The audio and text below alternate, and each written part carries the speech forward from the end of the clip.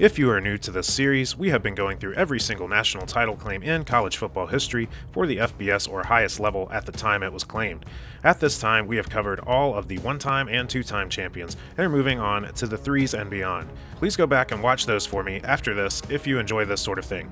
From here, some teams will still be lumped together and some will get their own depending on how much of an argument I feel is needed. So, let's get chronic. Prior to the college football playoffs and BCS national title game, we relied only on the polls to determine the college football national champion, with some formulas and short-lived systems in between attempting to better things. The polling system failed many times, with as many as 4 to 6 teams in contention that never even played each other. This often resulted in many split national championship years. Prior to 1965, some polls voted on their national champions before the bowl games were even played, and then saw their champion lose their final game. If you go back a little further, the first attempt to straighten things out came in 1936 with the creation of the AP poll, and was often the most respected poll for many years. But even then, the early media had their biases and favorites due to what they were familiar with. If all the writers and voters only saw Notre Dame or Yale, they would have no way to compare it to what was going on down south or out west, and usually just sided with what they knew. Prior to the AP, we had a wild, lawless 67 years of college football where many or no teams called themselves national champions, and a lot of those teams didn't even claim national titles in this era until more modern polls went back and retroactively named them national champions. Are you confused yet? You should be. While the AP poll is often the benchmark for a champion from 1936 to 1998, I would still argue that point. If the AP named you champion and nobody else did, that smells a bit fishy. Personally, I tend to side with what a majority of the polls say. So if the AP says you are the champ, but 11 others don't, I look deeper into the situation. And that's just me. You are free to do or think whatever you like. Jerry, just remember, it's not a lie if you believe it. And of course, I view any titles won through the playoffs or BCS title game as automatically 100% legit from the start of the video, even if you disagree with the selection committee. And yes, I have also disagreed with them plenty of times.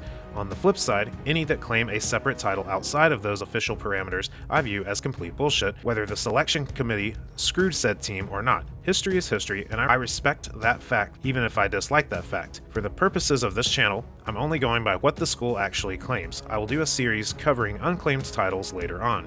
I have added a layer to my tiers and now broken them down into 5 sections. 100% legit, debatable but fair, I see your argument but no, complete bullshit, and introducing 1941 Alabama, which will be reserved for the most imaginary or dumb claims that exist. The Georgia Bulldogs have been a good team for a long time, but became a great team since Kirby Smart took over in 2016.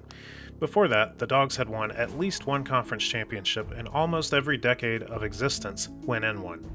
And look, ever since that Florida State video came out, and I made that remark that I hated one of those teams more than any other in sports, a lot of speculation grew in the comments.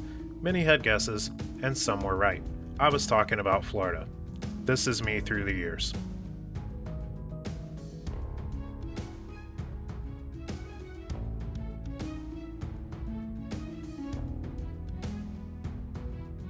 Regardless of that, I'm here to be as unbiased as I can be, and I know one of these years are going to require it.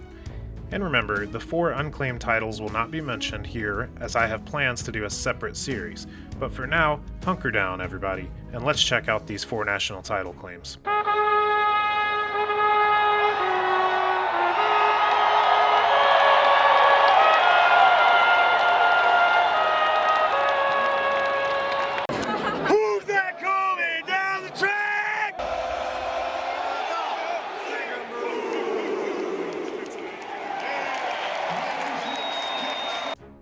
Under the guidance of fourth-year head coach and future Hall of Famer Wally Butts, the 1942 team looked to improve off the 9-1-1 1941 season, right in the midst of World War II.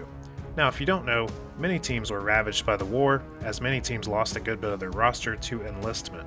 Some schools lost everything, and some that offered officer training programs gained everything as far as college football goes. A prime example being Army and the dynasty that was forming at this time. For what it's worth, Georgia didn't seem to benefit or be hurt by this. The Bulldogs started out 9-0 on the season, beating number 3 Alabama 21-10 and Florida 75-0 along the way. This win is the biggest in the history of the series for the world's largest outdoor cocktail party.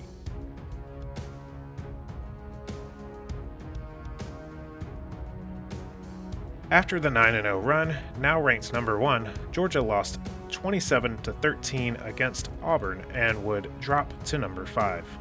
The team bounced back in a big way, beating number 2 Georgia Tech the very next week 34-0. The Dogs were then invited to their second ever bowl game, the Rose Bowl, to play number 13 UCLA, now ranked number 2. Georgia won that game 9-0. On the year, the Dogs shut out 6 opponents and outscored all foes by a combined 378-73. Georgia was named national champion by a majority of the mathematical systems either at the time or retroactively, and finished narrowly in second for the AP. The AP nod went to Ohio State. The Buckeyes played 2 less games and no bowl, and also had 1 loss. Both teams played 3 ranked teams, with Georgia going 3-0 and Ohio State going 2-1. On the other hand, Georgia lost to an unranked Tigers team at the time, but Auburn would finish the year at number 16.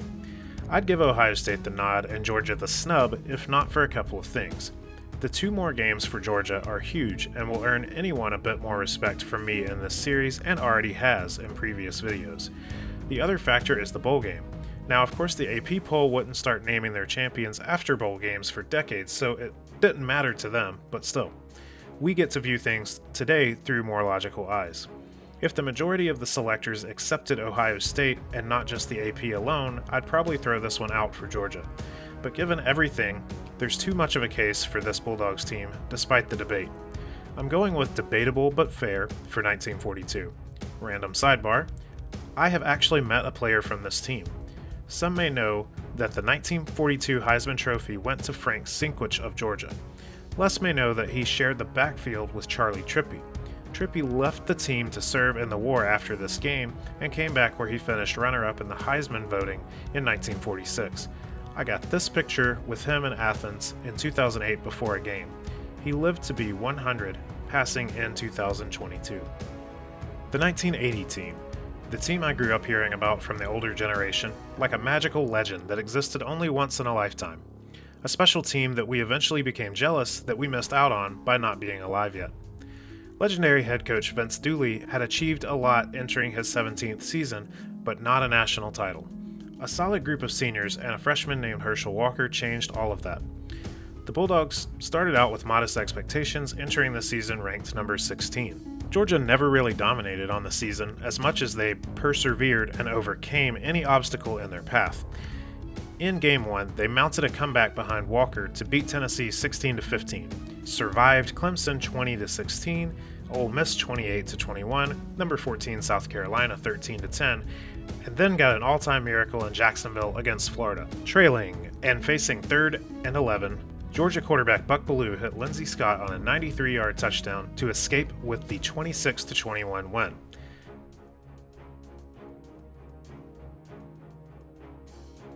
Hell, Auburn the next week was close as well, with UGA winning 31-21.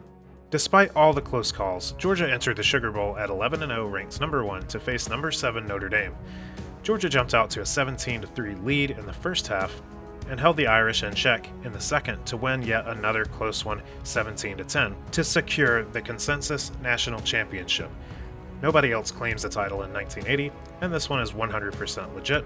Sometimes a champion isn't a dominating force. Sometimes a champion is just a team that would not die no matter what the situation is.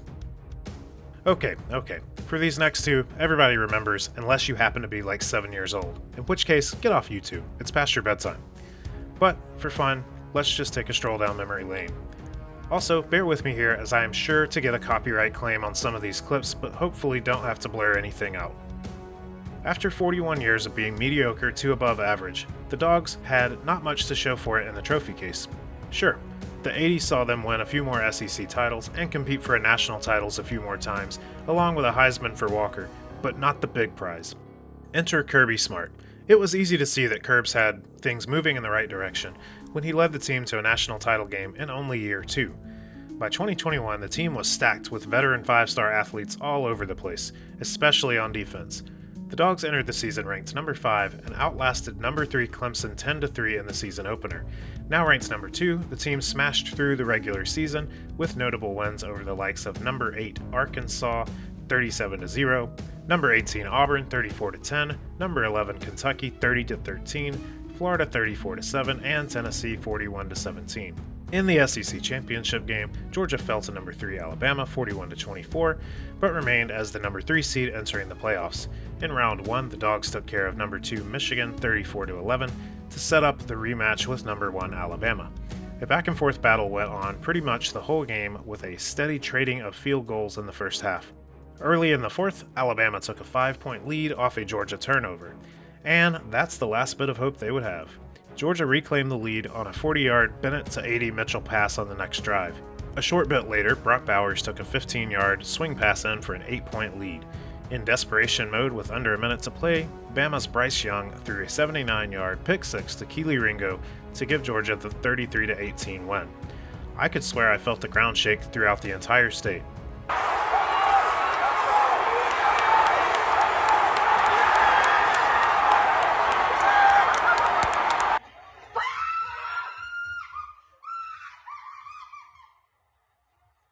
This 2021 title is 100% legit and is one of the happiest moments of my life, and one I thought I might never see. Georgia fans had waited 41 years for a national title in 2021, but they would not have to wait much longer to experience it again. Expectations were a little lower entering the season, having lost a ton to the NFL draft. Despite this, the Dogs entered the opening weekend ranked number 3. The team blasted number 11 Oregon 49-3 in week 1, and then took care of Samford and South Carolina by a combined 81-7. Then the struggles began. A half-assed effort against Kent State saw a puzzling 39-22 final, and then a full-on comeback was needed to avoid a loss to Missouri on the road, with UGA winning 26-21. Like a switch, the team remembered who the hell they were, dispelling Auburn, Vanderbilt, Florida, number 1 Tennessee, and Mississippi State, all by double-digit margins. The Dogs finished up the regular season undefeated and took care of number 14 LSU 50-30 in the SEC Championship game and entered the playoffs ranked number 1. In round 1, we saw an all-time classic against number 4 Ohio State. Trailing 38-24 late in the third, Georgia mounted a huge comeback. First was a field goal, then a 76-yard pass to Arian Smith for the touchdown, and finally a 10-yard catch by A.D. Mitchell with just under a minute left for a 1-point lead. In the final seconds, Ohio State missed a 50-yard game-winning field goal attempt right at the stroke of midnight on New Year's Eve. A miracle. And no, Buckeyes fans, there was no targeting in that game. It was a shoulder tackle, and the replay confirmed it, so get the fuck out of here with any of that. In the other playoff game, TCU had miraculously outlasted Michigan to punch their own ticket to the championship game. I personally was expecting a good game. TCU had looked good and just beaten the number 2 team in the land. But that isn't what we got. Georgia destroyed TCU to their core, 65-7 for the biggest blowout in a championship game ever and the biggest blowout in bowl game history. Until Georgia did worse to Florida State the following postseason, but I digress. This title is 100% legit. The Dogs became the 3rd team in the modern era to go 15-0 behind 2018 Clemson and 2019 LSU. Lately in this series, I've been ending with my thoughts on if I think the team in question will be adding to the trophy case anytime soon, like within the next 5 to 10 years. And for Georgia, I'd almost bet money on it. The Dogs consistently finish in the top 3 in recruiting year after year, and even a number 6 class for 2026 isn't too far off. Unlike Clemson, Georgia tends to utilize the transfer portal to fill its needs as well. If the players would stop driving like a Gran Turismo game, there would be nothing holding them back other than questionable offensive play calling. Since that 2022 championship, the Dogs have gone 36-6 with 2 playoff appearances and 2 SEC titles. And while both resulted in first-round exits, they have been right there in the tournament often. I might be seeing it differently if they struggled just to make the playoffs year after year, but that's just not the case.